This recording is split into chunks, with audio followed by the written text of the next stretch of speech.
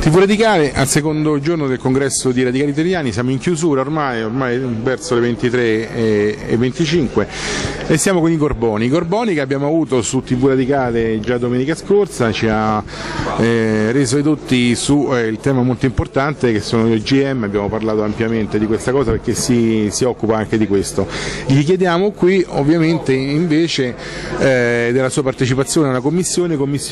capitalismo inquinato e inquinante. Come sono stati questi lavori?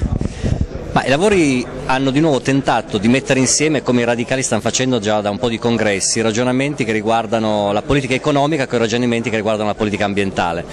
Storicamente economisti e ambientalisti hanno lavorato in modo distaccato e questo io ritengo sia uno dei problemi, perché chi si occupa di economia non si rende conto che comunque le politiche di sviluppo economico, comunque in generale le politiche economiche hanno una ricaduta ambientale, e dall'altra parte gli ambientalisti si concentrano sulla protezione dell'ambiente ma non si rendono conto che comunque sul territorio esistono delle attività economiche che comunque vanno per forza di incidere. L'unico modo per riuscire a fare un passo avanti credo sia proprio riuscire a far sedere allo stesso tavolo chi si occupa di ambiente e chi si occupa di economia. Ci abbiamo provato anche quest'anno. I risultati ovviamente non è che siano eclatanti, però continua un dialogo e un ragionamento comune all'interno dei radicali che credo sia dal punto di vista metodologico un esempio da esportare anche negli altri partiti. Questo come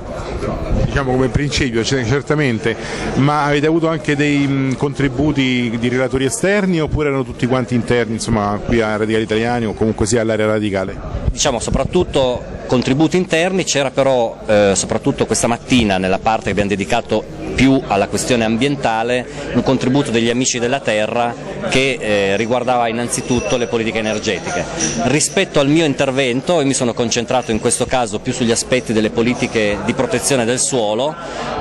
presentando anche una proposta che deriva da un risultato che siamo riusciti ad ottenere in Piemonte facendo un'azione da fuori, nel senso un'azione politica con l'associazione radicale della Idaglietta, un'azione radicale da fuori del palazzo e da dentro il palazzo, non come consiglieri ma come tecnici, perché io lavoro come tecnico in una società collegata alla Regione Piemonte e con i miei colleghi dall'interno abbiamo in qualche modo portato dal punto di vista tecnico le proposte che facevamo dall'esterno, un po' cambiando le casacche, un po' come Viale ha fatto con le radicali virali.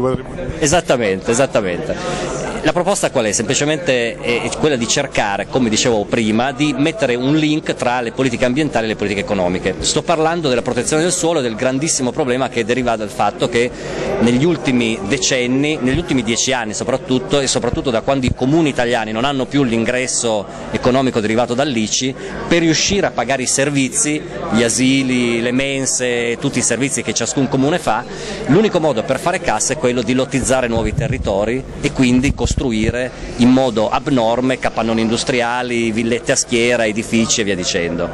Una volta il processo era: mi serve fare un capannone e lo costruisco, adesso faccio un capannone perché mi serve incamerare il denaro e lo costruisco. In questo senso tantissimi capannoni sono sfitti, per esempio, per fare l'esempio della provincia di Cuneo, il 40% dei capannoni costruiti oggi sono sfitti, eppure se andiamo sul territorio continuano ad essere costruiti. La proposta è questa: esiste una metodologia che gli americani utilizzano dal 1960, quindi non propriamente qualcosa di innovativo, che si chiama capacità d'uso dei suoli, che semplicemente classifica i terreni in base alla loro capacità produttiva. In sintesi, la prima classe è quella migliore, suoli più produttivi, l'ottava classe, sono 8 le classi, i suoli non produttivi, totalmente non produttivi.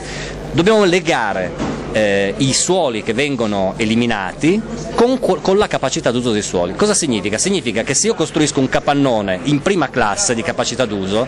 quel capannone mi deve costare molto di più che se lo costruissi in una classe meno produttiva. Quindi i piani regolatori continueranno a decidere come prima dove costruire, cosa rendere edificabile e cosa no, ma ci sarebbe un introito all'interno del comune di denaro che potrebbe essere utilizzato per le compensazioni di carattere ambientale, commisurato al valore produttivo dei suoli che vengono eliminati.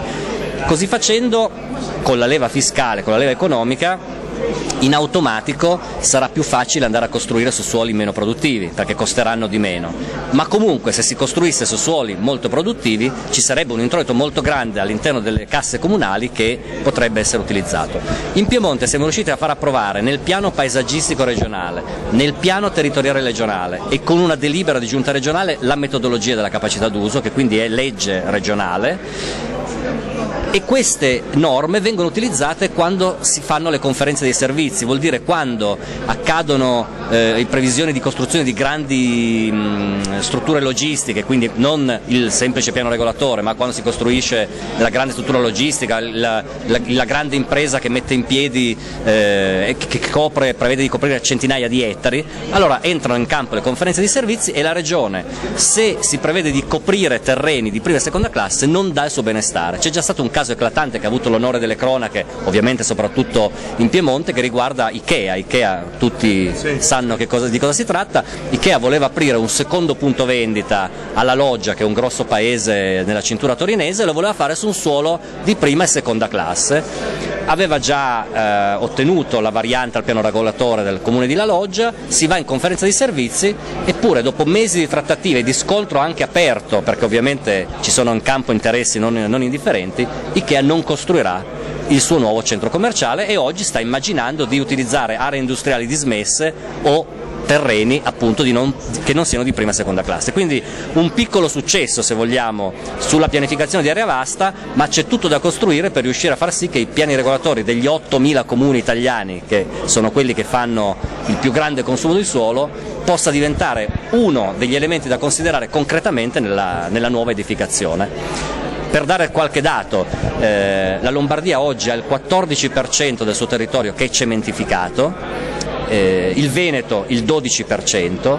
tutte le regioni padane, dall'Emilia Romagna al Piemonte, si aggirano tra il 7, l'8 e il 10%, la Campania, la Campania soprattutto si aggira attorno al 10%, e ovviamente è una copertura che considera anche le aree montane,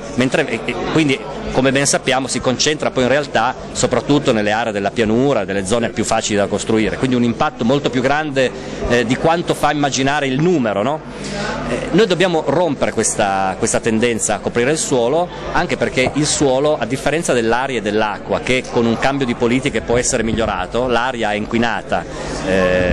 produciamo un cambiamento dei motori, modifichiamo i riscaldamenti, togliamo le produzioni di carbone eccetera, l'aria migliora e lo stiamo vivendo giorno per giorno, mettiamo i depuratori, l'acqua migliora, ma il suolo quando è coperto è perduto, non è che cambiamo politica e allora torna il suolo, quel suolo è perduto e gli effetti sono devastanti. L'alluvione che c'è stata in Liguria poco fa ha avuto certamente tra le cause una precipitazione assolutamente eccezionale, fuori norma,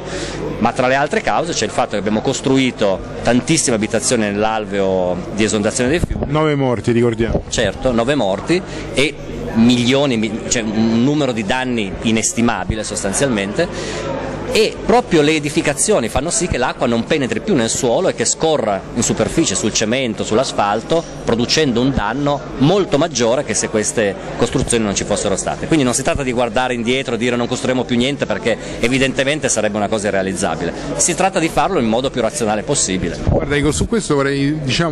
suscitarti una riflessione, vediamo un pochino se... Io penso che queste aree, che poi tra altre cose in Liguria lì, aree ambitissime turisticamente, secondo me sono state edificate in origine, poi ben tenute da un punto di vista così difficile a vederli, sembrano nuovissime, insomma hanno una certa età, tutto quel sistema lì urbano, tra virgolette, insomma. Io penso che si edificava allora con dei criteri che anche per conoscenze tecniche, perché c'era una sensibilità, non si pensava poi alla sicurezza con i criteri attuali, ok. Quindi voglio dire, tutto ciò che è vecchio un pochino, qui in Italia abbiamo un po' il mito, il culto, è comunque sia da rispettare, da tutelare, però probabilmente ci stanno dei luoghi, degli edifici a scopi residenziali che sono vecchi, magari luoghi ambitissimi turisticamente, bellissimi, che però sono pericolosi, obiettivamente la gente che vi abita rischia, e io un pochino faccio questo paragone, è come se ancora oggi noi consentissimo di abitare la gente a Matera nei Sassi, che sono rimasti quello che sono, ma insomma non sono più abitati, non sono più un quartiere. Quindi io penso che un pochino la situazione qui della Liguria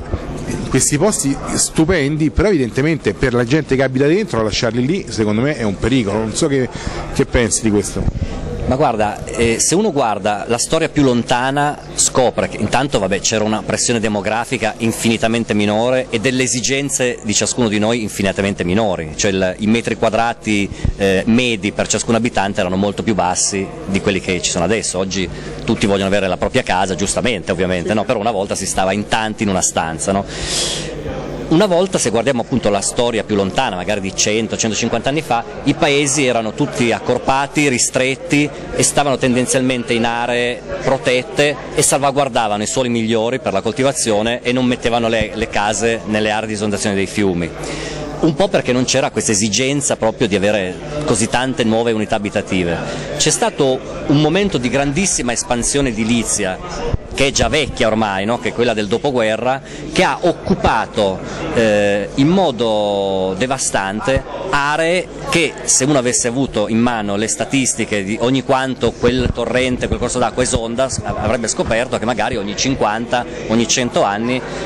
lì accade un'esondazione disastrosa. Noi questo non l'abbiamo considerato, abbiamo costruito, se uno passa appunto in Liguria sull'autostrada, ci sono dei grandissimi viadotti che tagliano delle valli, se uno guarda in fondo vede il 100% di edificazione sul fondovalle. Quel fondovalle è un posto dove scorre magari d'estate un piccolo rigagnolo, che però con le precipitazioni abbondanti che possono accadere e le grandi pendenze che ci sono a valle producono un effetto torrente molto grande, colate di fango e di acqua che sono assolutamente naturali, che però se non trovano sbocco e vengono tutte chiuse, cementificate, aumentano la loro velocità, aumentano l'impatto e quando escono dal loro alveo perché sono troppo grandi fanno delle distruzioni gigantesche. Sentendo le interviste, che ci sono state tantissime, di chi ha subito dei danni, si sente dire è la terza volta che vedo un'alluvione, negli ultimi 10 anni ho sentito un altro signore che diceva ci hanno fatti evacuare 3 volte, devono costruire dei muri più alti per proteggerci. Il problema è che quelle costruzioni sono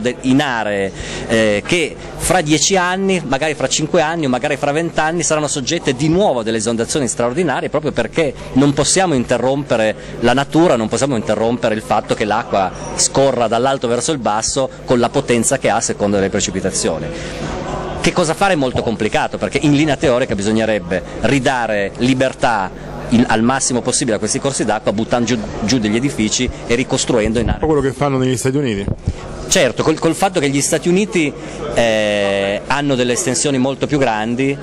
e delle problematiche proprio diverse. Noi siamo tantissimi in un territorio ristretto e in quel piccolo territorio è un territorio complicato, non siamo in una pianura, la pianura padana è grande, però l'Italia è molto più grande della pianura padana. Dobbiamo dire la verità, abbiamo paesi interi costruiti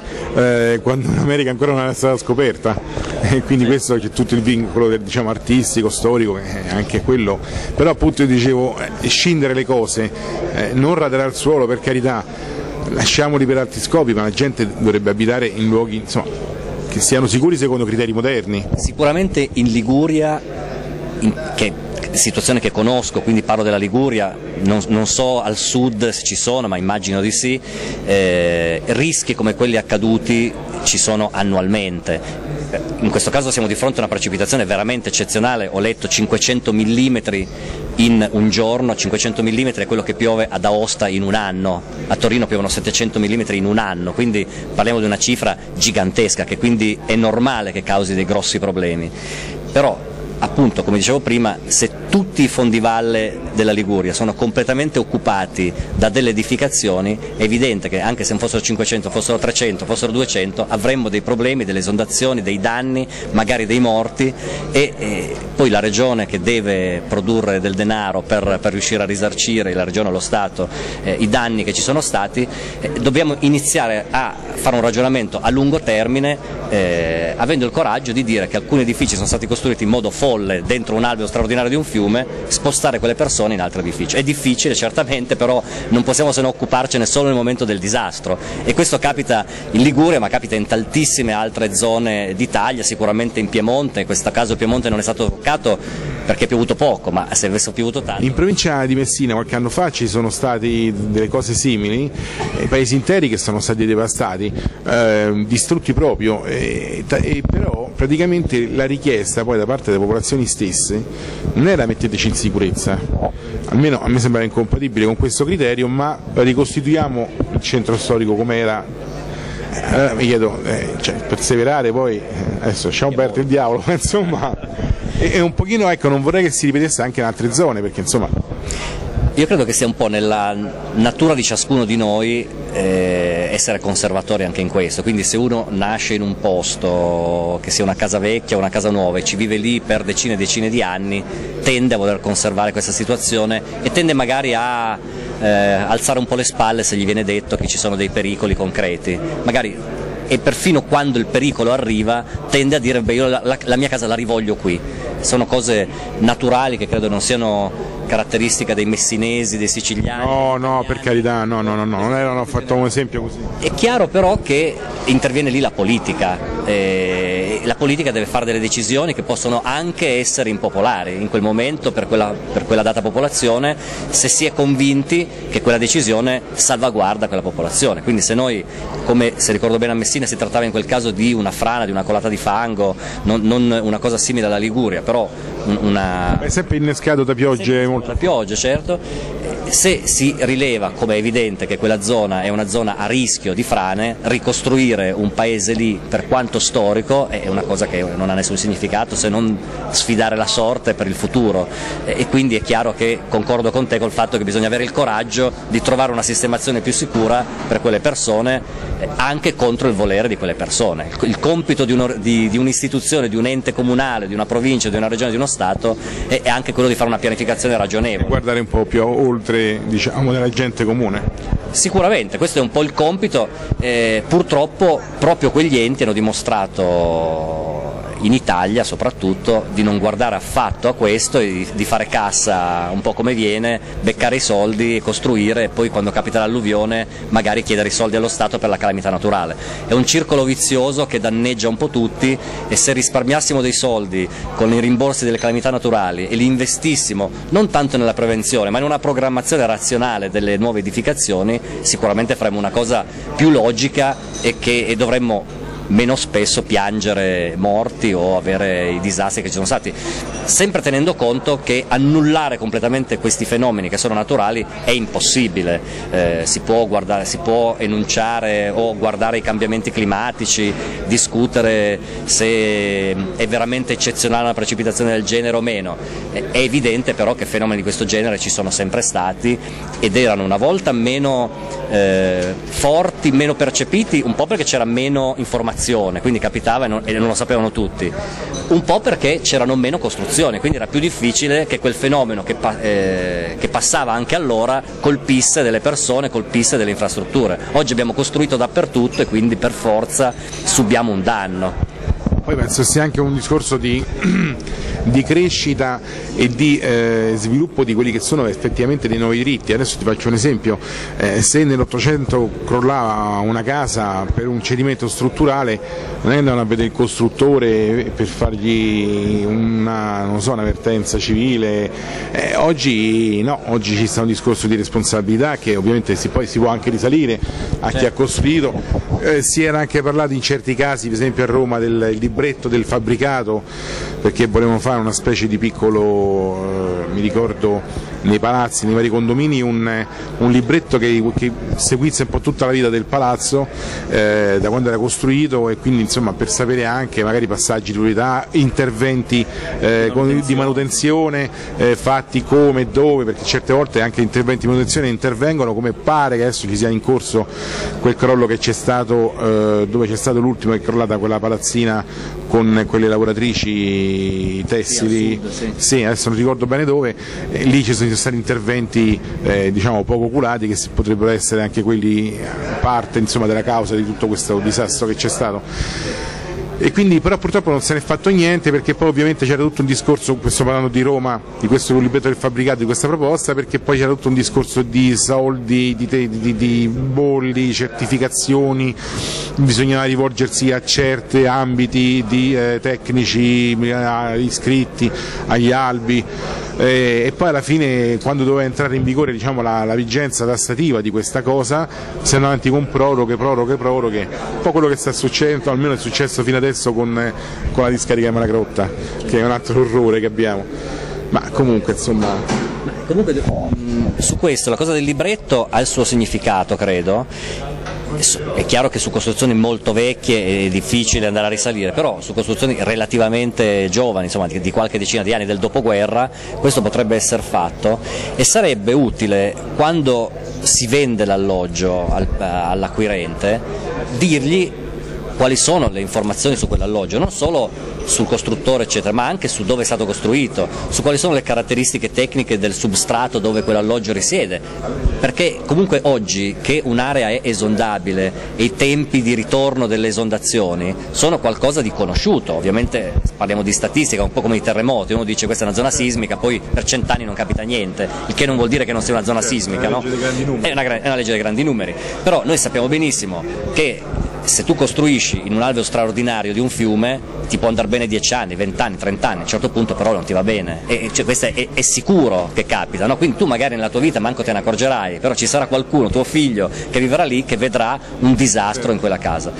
Essendo queste notizie, queste nozioni conosciute, beh, io che compro la casa vorrei almeno aver scritto, anche perché non necessariamente io capisco che sono in una zona esondabile di un fiume, no? Aver scritto che questa costruzione è stata fatta in una zona esondabile. È una follia averla fatta lì, però insomma ho diritto io acquirente a vederla scritta. Se quando capita l'esondazione la colpa principale è di quel comune che ha dato la concessione edilizia in quel territorio che sapeva essere esondabile. Poi possono esserci casi